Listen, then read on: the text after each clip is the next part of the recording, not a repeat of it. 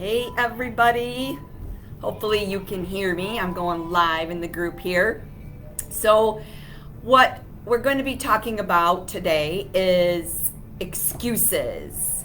I hear lots of excuses.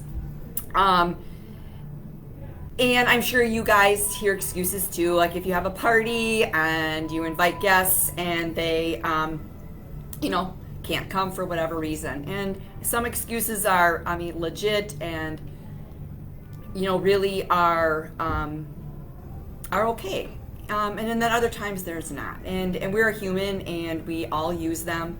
There's nothing wrong with them. There are, like I said, there are the good excuses, if you will, and the excuses that usually have something behind them. And so that's what I'm going to talk to you about today. So what does the word excuse actually mean? And we're using it in a sense, hey Pam, nice to see you. We're using it as a noun. So what the dictionary says is an excuse is a reason that you give to explain a mistake, maybe a bad behavior, reasons to politely, why you can't do something. Like, so why you can't do that, why you can't do this, on and on and on. So, looks like a little bit of trouble here with my video. Hopefully you guys are still hearing me and you can still see me. Facebook is being really, really weird, but hopefully you guys can see me and hear me. So that's what the dictionary said. So excuses, it's like why you can't do something, right? You can't do that, you can't do this. But do you really know how powerful those excuses are, right? Hi, hello there. Is it Tina? Nice to see you. If you guys are here, I love to hear from you. Drop a line that says, hey, I'm here, I'm listening, I want to hear about excuses. Love to hear from you guys. One thing with excuses is they tend to become our reality, right? No matter how logical they are, they can get in the way with our goals. It could be a goal of getting in shape, dropping some body fat, going and getting a workout. It's really an excuse gets in the way of progression towards a goal or an achievement. Maybe it's a promotion at your job or something like that. And it can halt that. And we use excuses to justify things in our life, justify missing your workouts, justify not eating well because you're too tired, you're too exhausted, you had a bad day, and you tell yourself, oh, there's always tomorrow, right? Hey there from Austin. Hi, Shelly. Nice to see you guys. So we always have excuses for different things. So if you say things like, I'm just too tired, I had a bad day, I'm not going to do this or I'm not going to do that, the next thing you know is it's the big day. It's the big day that you are trying to get in shape for a wedding, you have a vacation, you want to get in that bikini, and it's a date that you hit to set a goal, but you've made all these excuses up until that time, right, to not meet that goal. Because you always think there's tomorrow or there's another day or I'll just do it next week. It'll be after the holidays. So I'm going to ask you a couple things. Have you ever said these things to yourself? I'm too scared to take a risk. I don't want to take that risk because it's too scary for me. Or I really don't want to get up early and do that workout. I lack that motivation, right? Or I'm not good at eating well. I can't eat well. I don't know how to eat well. I don't know how to meal prep. What if I fail? What if I fail tomorrow? What if I do this? What if I do that? And you kind of second guess yourself. Or you say to yourself, I'm in the wrong place at the wrong time. Or here's a good one. I bet you've heard this one. I'll just start tomorrow. Today's just not a good time. It's not going to work for me. Or you know what? I just don't know enough. Or I'm going to start this exercise program, but I don't know how. So I'm just going to wait. And before long, it's that goal's like the wedding that you've planned or the vacation or whatever it is gone already, or it's here and you're like, oh crap, now what do I do? Or maybe you're afraid of making mistakes, so you make excuses to not start something. So one of my favorite quotes, hey Melody from Bradley, nice to see you guys here. Excuses, listen to this one.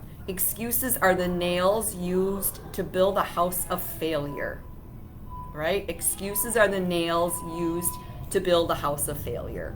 And we all make them, and we sometimes fail, right? And I'm here to tell you that just to be aware of what you're telling yourself, because they become your reality. One thing is, successful people don't make excuses because they know how to become successful. They know what needs to be done, and whether they feel like it or not, they just do it. So you may not feel like getting out of bed for work, but you know you have to do it because you've got to put food on the table.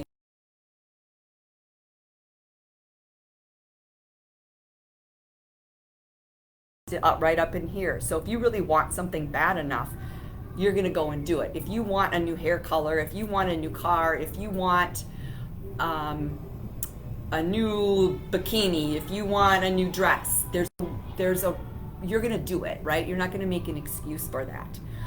But if something you don't feel like doing, you tend to make excuses, and then you're not going to meet those goals. So you're never going to become successful if you make excuses, because honestly, nobody really cares about your excuses. We just don't care, because the only thing that matters, and it should matter to you, is getting the results that you really deserve, that you really want, because you all deserve to get the results, and whatever that goal is. And it doesn't have to be in the fitness world, but it might be a goal in your job that you want to get that promotion. You want to be the boss, you want to be the CEO, or you want a raise. So it could be with anything. There are those people that say it's too hard. And you know what? It is hard. It is hard. Life is hard. And if it was easy, every single person out there would be successful. And you guys can be successful. Success really, and I found this just in my journey, it's reserved for those people that will push through those will push through obstacles, and no matter what, they'll just persevere and push, even though they don't feel like it, because they have this goal in mind. They want to do it, and they want to create a better life for themselves. It's like going into that new chapter, that next chapter of your life, creating that better life for yourself. Excuses can be used for justifications to defend all that inaction. Well, I didn't do that because I was too tired. I didn't do that because, my kids didn't like it, or whatever it might be, or my husband wasn't supportive. You can break that cycle and that habit of making those excuses to justify that inaction by actually just being consistent with your action, getting up every day, getting your workout in, because once you do it, you guys know you're going to feel really good. Get out of bed and do that workout, right? Or take that Sunday afternoon and meal prep. Get your food together for the week. Or whatever it is that you have, whatever it is that you want to do, you can do it. It's all really right up in your mind. Some people say that excuses are a lack of taking responsibility. Taking responsibility for those things in life that are important. But until you take responsibility for your life, you're always going to make excuses. You're always going to find something or someone to blame. You have to take responsibility for your life. They're your choices, not anybody else's. They're not your husband's choice, your kid's choice, or anything like that. They're your choices. So just a little bit of tough love. And you know what? I, by myself, I'll do that too. I make some excuses and want to blame, but I have to then look at myself too. So we all, and I can speak for probably most of you, we do have time to watch a show on Netflix, right? We have time to watch TV. We have time to do this and to do that. But you don't make time for success. You don't make time for those things that are going to get you to where you want to be. You don't make time to lose 25 pounds. You don't make time to exercise. You're not making time to food prep. But you can make time to watch a movie. And I'm not saying that you shouldn't watch any movies. You should do other things. But you make time for what you think is important. So successful people take action. They don't sit around and complain or make excuses, because they actually have the courage to achieve what they want. And so I'm just asking you guys to take a look at yourself and figure out what it is that you want and make it a reality, and not make those excuses. Because you know what? We all have the power within us to do what we want, to to move ahead in our lives, to get what we deserve in our lives, right? Because you need to take charge of your life. This is so important. Take charge of your life, live life to the limits, because you only have that one life, right? You only have that one life. This is the life we have. And many of you are in this next chapter. You've raised your kids. They're on their own. You have grandkids. Now is a perfect time for you, because this is your only life. And you may have some health issues and some things like that you need to get under control. And that's a great goal too, is to lose the weight, to get off a medication that you don't like the side effects of. One thing that that's important is you have to overcome those excuses. I guess what I'm trying to say is, in order to get over those excuses, you have to identify them first, right? Think about how you're responding, why you're not doing something. So if you're laying in bed hitting the snooze, and I can relate to that because I'm a snooze hitter, you're wasting that time where you could be doing something productive, getting you to the goals that you want.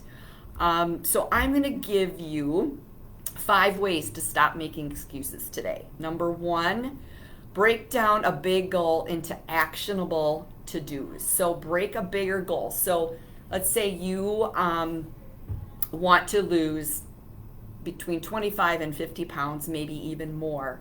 I'm not saying those long-term goals don't matter, because that's an amazing goal to do that.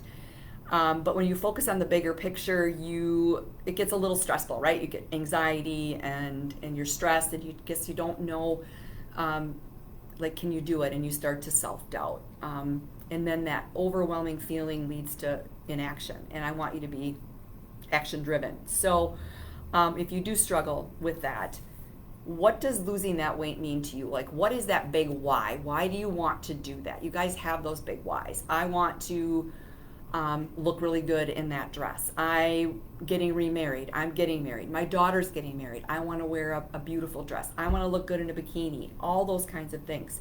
So what is that? What is that why? Does it mean that I need to exercise? Does it mean I need to watch my nutrition? What it probably means is to have a plan of action, to take it in baby steps. So you need to lose 50 pounds, or you want to lose 50 pounds. Let's just get started and lose 10. Then that's motivation enough to move another 10, etc., etc. So break that down into small, doable goals. And what does that mean? What do I need to do? Most often it is having a plan of action, a plan, a course of getting that disciplinary muscle going again to achieve that goal. So break down a big goal into actionable to-dos. Number 2, build on your strengths. All of us have strengths. We all have a unique set of strengths. Your strengths are going to be different than mine. And when you're good at several things, I bet you stand out in a few. So you might be really good at meal prep and getting out of bed, but you might need help with what should I eat? What exercises should I do, right? Don't forget about your weaknesses. You want to build on them. So build on those strengths, because you don't want those weaknesses to overpower those strengths, because those are those things that you're capable of doing. So first, find out what you're good at and start building on it. So if you've worked out in the past and you love to cook, build on that. Build on getting that first workout in, getting that second workout, etc., etc. You love to cook. Take 90 minutes on a Sunday or on a Wednesday or whatever day of the week works for you and cook those meals, right? So build on those strengths of the things that you enjoy doing, that you like to do. Maybe it's just getting out for a walk, riding your bike, all those kinds of things. So build on your strengths. Maybe it's just motivation, all of that. So think about you and your strengths. So that's number 2. Number 3, be compassionate with yourself. So don't beat yourself up so much. We do enough of that. We talk about self-criticism being self-love, or tough love, sorry.